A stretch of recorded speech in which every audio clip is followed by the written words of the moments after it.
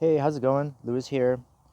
I wanted to share with you my process for making compost for my garden beds, and it's very simple and straightforward. All I do is rake up some leaves and add water.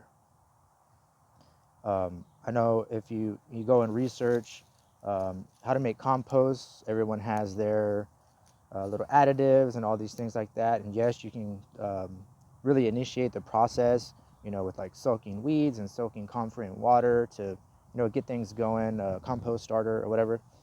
Um, those things are great, but I just wanted to share with you just I guess, my ideas of how it's done, and it's just letting nature take care of it and having some patience. Um, yes, having compost quicker is, ideal because you want to get the stuff on the ground and get it in your garden beds. But all I've done here for the past couple years is I just find leaf matter, dry organic matter. I make sure that when I start my pile, it's on the ground, the actual soil. Now I know if you live in an apartment or you have other living situations, you may use the compost tumblers and things like that. Those things are great because they cook up small amounts of compost very fast. But in this case, with the size of the property that I'm on, um, need a bit I'm gonna need a bit more compost than just a little bucket full. And so what I do is I just rake up the leaves and I just throw whatever food scraps I have. Um, I cultivate fungi, and so I have spent mushroom blocks most of the time. So that helps quite a bit to get some fungal diversity in there. But it's fairly straightforward. Just all you need to do is just rake up some leaves and add water, and then just turn it every couple of days. And there's plenty of microbes. There's endospores, fungal spores. There's plenty of microbiology that will come to life once you add water on the leaves, and then it'll run through its process. And the most that you have to involve yourself is turning it and maybe adding a little bit of water if it dries out, depending on the weather outside. And in a very short amount of time, without maybe a month or so, you'll have nice compost, rich in organic matter. It may not be completely sifted, broken down to where it's like super fine and just really soft and fluffy. But I like to cook my compost to where, I got some of that small particulate, but I also have still some large particulate because that adds structure to the soil. And that, what I mean by structure is like if I have large material like this in the dirt, there's little cavities and spots and areas for air to move through, water to move through, all the insects and everything to run through, and it allows the root systems to break through and get through the soil a little bit easier. And it feeds the soil continually. So not only what we call like finished compost, the compost is finished, meaning it's not cooking anymore, but it's still alive. um, I like to do it even before it stops cooking, so that way I add that momentum into the garden bed where I'm actually growing. And so I just want to share this with you and show you my pile. And see if I flip my camera around. So here's my pile. It's maybe about a foot and a half high. It's actually sunken down over time. And all it is leaf mulch, food scraps, a couple of mushroom block pieces here and there. But I dug into it and I wanted to show you what's going on here. If I put my hand here, I can feel a little bit of heat being generated from the material. But this is what I wanted to show you too.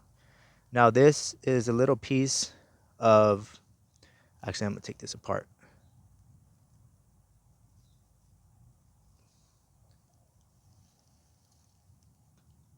So this little piece right here, this little spot, that was part of a mushroom block.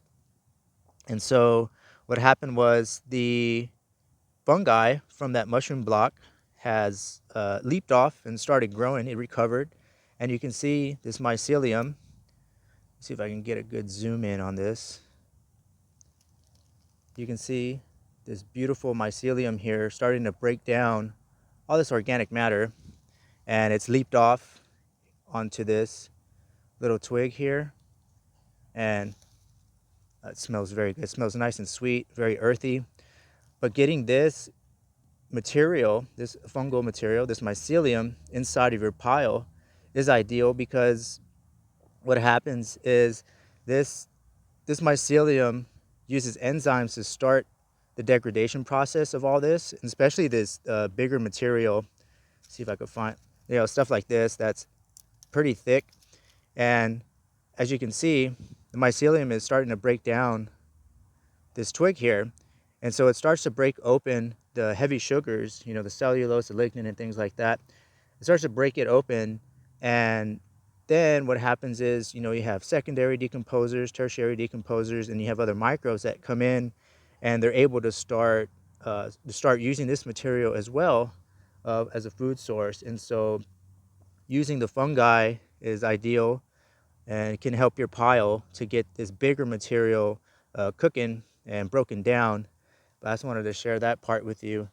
And so what happens as this stuff cooks, it starts to produce heat as all the microbes and fungi metabolize and go through their life cycle.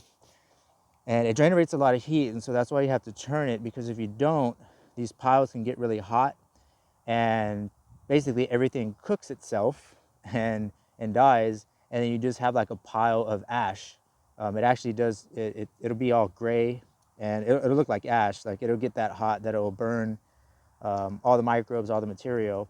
And so ideally you want to just keep the temperature just right by just turning it regularly. You may have a little bit of ash here and there, it's no big deal. But the idea is to keep that momentum of micro activity, all the life in the soil, keeping that going until you have, what you would call finished compost. And, that's kind of subjective. Like I mentioned, I like to get the material broken down to a point to where it's got some good good particulates, nice and small. Now closer, if I dig down here to the bed of down to the surface of the soil, I have a little bit more smaller particulate. And you can sift this out. I have a sifter to get all this really small stuff out. And I usually sift when I'm adding this compost to my potting mixes. I don't want to have big material when I plant in my pots. But for stuff that's going to be going outside, I don't mind, because there's plenty of nature out there to take care of that. So I just wanted to share this little composting process with you. And so what I'm going to do right now is I'm going to turn this, and I'll show you what everything looks like closer to the soil. So I dug into the pile and found a piece of mushroom block that just exploded with growth. Oh man, look at this leaf right here. Completely covered, on one side, with mycelium. I think this was just an old blue oyster block. And look what it's done. The mycelium's run through the material and bound it all together, right? And so I'm gonna lift this up and see what's going on in here. Oh wow, look at that. I'm gonna see, can you smell that? No, you can't. But man, it smells beautiful, sweet, earthy. Smells like fungi. And what I'm gonna do is I'm gonna take this, I'm gonna break it up a little bit, and I'm gonna spread this out in the pile, so that way I can get all these little, basically I'll be creating little mycelial nodes inside the pile, and all this mycelium is then gonna radiate out into a new spot all over. And then at some point, hopefully, these networks will connect to each other and create like a larger biomass. And then maybe, just maybe, some little mushrooms will pop out. That happens sometimes. Like right here, this got kind of warm and started fruiting little mushrooms out. So that's pretty cool. And you can see these little primordia right here starting to form, nice and soft. But that's what happens. Even these mushroom blocks, they come back to life with the heat and the moisture, and the mycelium picks up momentum again and starts running. So I just wanted to share this part of the pile with you, because I think this is the coolest part. And having this amount of mycelium, like I put this there. You know, this wasn't just the naturally occurring fungi that's just already out here. This was something I cultivated indoors, got my crop from them, and then I still wanted to utilize the mycelial network because it was still alive. And so I wanted to add it to my pile because mushrooms eat organic matter. And I'm trying to break down this organic matter. And so having fungi in here with the microbes and all the other insects and whatnot, just a soil full of life. And so that's what I'm trying to do here, is build some soil. So I wanted to share the mycelium with you. Okay, so I've transferred the pile. I just moved it over and restacked it. And if you look down here, you can see all the insects running for their lives. I'm gonna help this guy out. Oh no. Oh. So this is what's going on at the surface of the soil. And here, I'm just gonna make a little pile here and show you. This is what the finished compost would look like. This stuff is fine particulate with some large particulate mixed in, just because it's not sifted out or anything like that. But this is the surface level. This is what it turns into. It turns into soil. And again, it smells beautiful, sweet, earthy, and yep. So at some point, that entire pile will turn back into this. And I'll add this to my garden.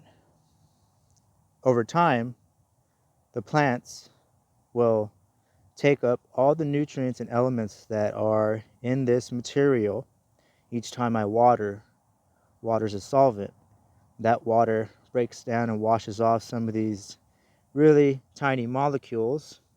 They become bioavailable, and the roots, these are some feeder roots from the trees around here, they will uptake that material and those elements and nutrients and build more of itself, build more of the plant, and then I'll eat the plant or its fruits.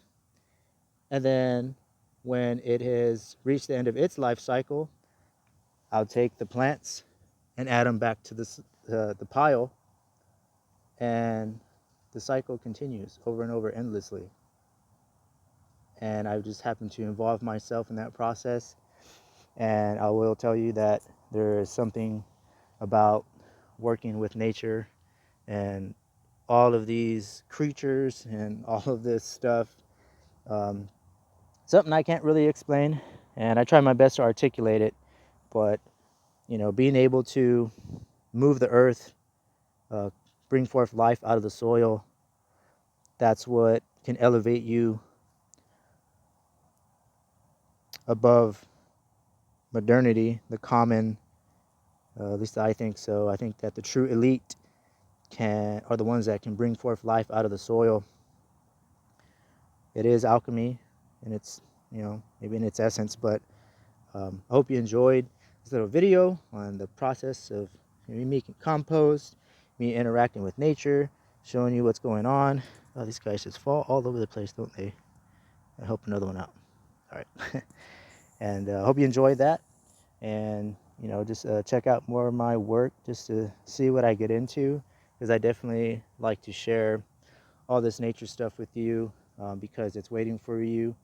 And, you know, all you gotta do is go outside and engage with it, and it will begin to reveal its wisdom. So I hope you enjoyed that little journey into a pile of leaves. And all the stuff that's going on inside a pile of leaves, I find it very interesting. But that's how I build soil. And, you know, I try to work as harmoniously with nature as I possibly can, and trying to not have put as much input into things, and so letting nature, you know, work its processes and let it happen. And you can do the same thing too. And one of the things that I've come to realize in what I'm doing is to really simplify working with nature. Yes, it's could be considered applied sciences, but science is just a bunch of it's a bunch of technical jargon that may seem intimidating on the surface, but it's really simple. I just raked up some leaves and added water. And then I started talking about the microbial process and enzymes. Like that's all commentary, um, because at some point you see the soil. The soil is made. That's the whole point. That's what the processes do out here. That's why we have soil, is because all of that is happening, scattered out, around the yard and stuff like that. But if you take a piece of that and contain it, and really, I guess you can kind of usher that process and have a little bit more input and control over it, you can generate soil a little bit quicker. And so I just wanted to share that with you. And one of the things that I do, I just come to believe, is that if you can move the earth and bring forth life out of the soil, like, you are like the true elite of this planet. And I don't buy all the nonsense about nature that is being marketed to us, because me being in tune with it, nature's just like, that's a bunch of nonsense. And so as you start to work with nature, and again, like I mentioned, I don't know if I mentioned it, but it'll start to reveal this wisdom to you in some way. I don't know what that is, because it's a specific journey for you. And when we started doing that, we tune into like nature time. We tune into kind of what's going on. Everything kind of quiets down a bit as we work with nature. And then you start to, a contrast starts to form between what you're experiencing out and about when you go to the woods, or you're working your compost pile and stuff, and then what's being marketed to you about the climate, the environment, and food, all these. Y'all know what I'm talking about. Like, I ain't gotta go down that weird rabbit hole, but if you work with it, that's why I'm here. I'm here to just share my little processes, the little things that I do, the things that I've learned from it, just to share it with you, because nobody taught me this. I had to go and search out the information from people who knew about it. So I did learn from people, books, videos, and things like that. But it wasn't taught to me as common practice in my family, in our culture, or anything like that. And returning back to the earth, rooting back down. You gotta be crazy environmentalist or anything, but just rooting yourself back down to nature in some way. It's a medicine. It's good for us. I've experienced that, which is why I'm sharing it with everybody, because I think it's so awesome. And it does help with quieting down the chatter a little bit. That's why we always feel good after a walk in the park, or sitting in a tree. So I hope you enjoyed that video of my little composting process, and I kind of elaborated on all the stuff going on. And I will eventually show you the finished product, and you'll see what I was talking about, and how much it breaks down, and then add that to my garden and stuff like that. And so I hope you enjoy the video, and also just some of my little stories and insights as to what I come to believe, and what I think, and what I feel from working with nature. And so I hope you have a beautiful day, and have fun growing things.